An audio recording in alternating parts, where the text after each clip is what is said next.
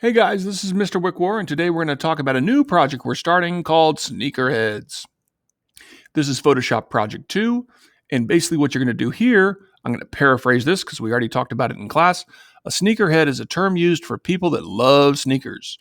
So what you're going to do is you're going to customize a sneaker, a tennis shoe, and market it to these sneakerheads. The requirements are listed here. I'm not going to read them all out. I'm instead going to demonstrate them. And down below, you're going to start by clicking on the shoe mockup link. Once you click this, you're going to see a bunch of shoes.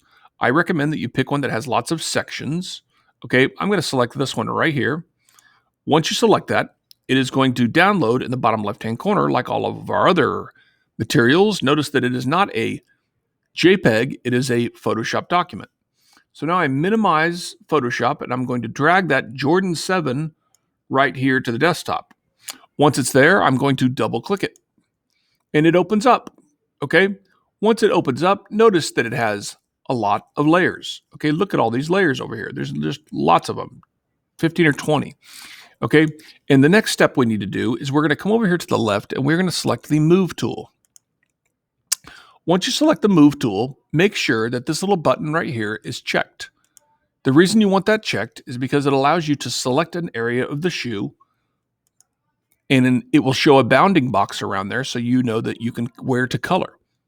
The next tool we're going to use is we're going to actually pick the paint bucket. Now the paint bucket is usually covered up by the gradient tool. If it is, hold your mouse down and select the paint bucket. Once you select the paint bucket, you're going to want to pick a color. Click on the color palette, choose a color on the slide, and then pick a color that you like. I'm going to pick this red. And now I know I want to paint right here because that's what it showed me. I click. Make sure you have it selected. And once you see that your paint bucket is selected, go ahead and click on the color area. Notice that not only does it add the color, but you can still see the texture. That's because there's this cool effect called the linear burn. If I move up and down, you can see that it has all kinds of effects. We'll stick with linear burn. Let's change a couple other colors. The next color I'm going to pick, I'm just going to click the move tool, and let's try this front toe area. Okay, notice that the layers switched. I have a nice blue here. To get that color to the foreground, I just click this little guy right here. Now I can click the paint bucket and go ahead and change that color. Okay, now you're going to go ahead filling in all these colors to where you have this shoe looking really unique. Once you have it exactly the way you like it, you're ready to do the next part. The next part is to merge the layers. To merge the layers, you're going to click on layer 1. You're going to then scroll all the way down to the background layer, the bottom layer. Hold down Shift and click left. Notice that they all are highlighted. Right-click and merge the layers. Once you do that, you will have only one layer. Make a copy of that layer like we did in the last project and then turn it off.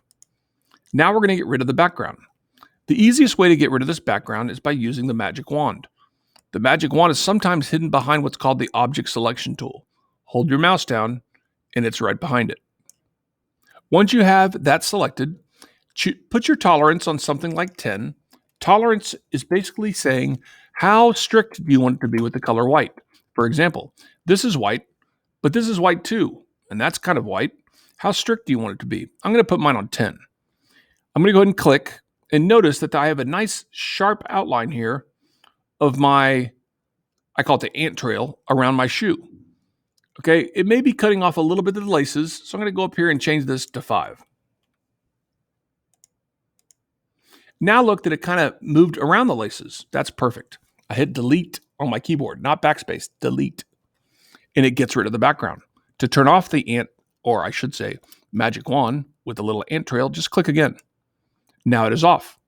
The next thing we're going to do is we're going to enlarge our canvas. To do that, click on Image, Canvas Size. Change this to pixels.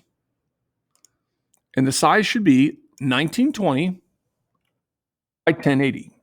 This is the exact size of your computer screen and the exact size of HD footage. So if I wanted to put it on the morning announcements, it would be the exact right size. Notice that it looks like a TV screen.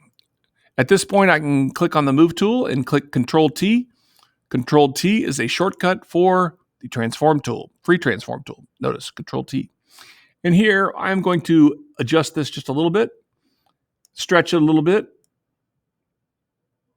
If you hold down Shift, it will not change the dimensions. And now I am ready to add my catchphrase. Okay, text and catchphrases we will talk about tomorrow. Okay, watch the tutorial step by step if you have to. The goal is to get it done correctly. Have fun, good luck, and as always, it's a great day to be a bulldog.